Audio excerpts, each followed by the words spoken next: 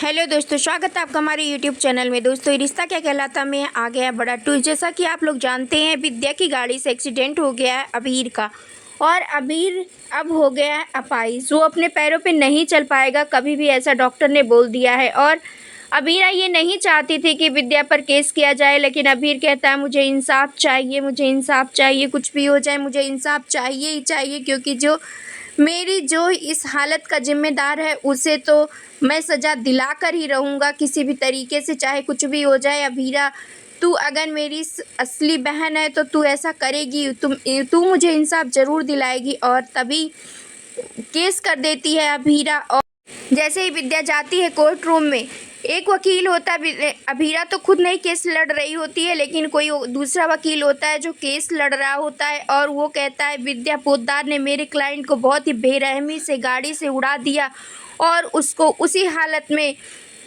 घायल छोड़कर चली गई। बताइए विद्या जी, क्या ये सच नहीं है? तभी संजय जोर से चिल्लाने लगते हैं और कहते हैं ये बिल्कुल सच है ही नहीं, वो गाड़ी चला ही नहीं रही थी, वो गाड़ी में थी ही नहीं, बेमतलब का गलत इल्ज़ाम मत लगाओ। तभी वो वकील कहता है कि कल आप लोगों ने गलत प्रूफ देकर गलत इल्ज़ाम लगाया था, गलत बोला था, लेकिन आज मैं बिल्कुल सही बोल रहा हूँ और इसका मेरे पास प्रूफ भी है। अगर आप लोग कहें तो मैं आपको अभी दिखाता हूँ। अगर ये सब कुछ मैं गलत बोल रहा हूँ तो विद्या जी को मैं कटघरे में बुलाने की इजाज़त चाहता हूँ। तभी जज बोलता है कि ठीक है, आप इजाज़त है। और तभी विद्या आती है और गीता पर हाथ रखकर कसम खाती है जो कहूँगी सच कहूँगी। और तभी वकील उससे पूछता है कि आपने बोला था कि जो कहूँगी सच कहूँगी, तो विद्या जी प्लीज़ सच ही बोलिएगा, झूठ मत बोलिएगा। और आप बताइए, क्या आप उस दिन गाड़ी नहीं चला रही थी? क्या आप गाड़ी में नहीं थी? विद्या जी सच ही बोलिएगा, झूठ मत बोलिएगा। उस बच्चे को आप ऐसे ही छोड़कर चली गई घायल। क्या ये आपके लिए सही है? और आप अब जो कुछ भी बोलिएगा सच बोलिएगा। तभी विद्या जोर जोर से रोने लगती है और चीखने चिल्लाने लगती है, कहती है कि हाँ ये सच है, उस दिन गाड़ी मैं ही चला रही थी और मेरी ही गाड़ी से उस बच्चे का एक्सीडेंट हुआ था, जिसकी वजह से उसकी ज़िंदगी बर्बाद हो गई। मेरी ही वजह से, मैं ही इस सब की जिम्मेदार हूँ।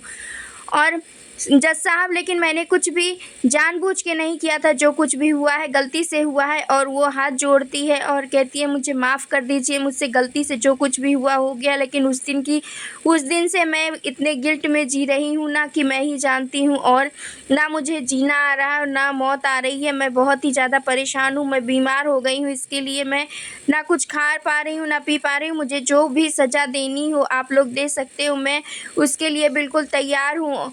मेरी वजह से ही वो बच्चे की ये हालत है। अगर मैं चाहती तो उसको हॉस्पिटल पहुंचा देती, तो शायद आज उसकी ये हालत ना होती।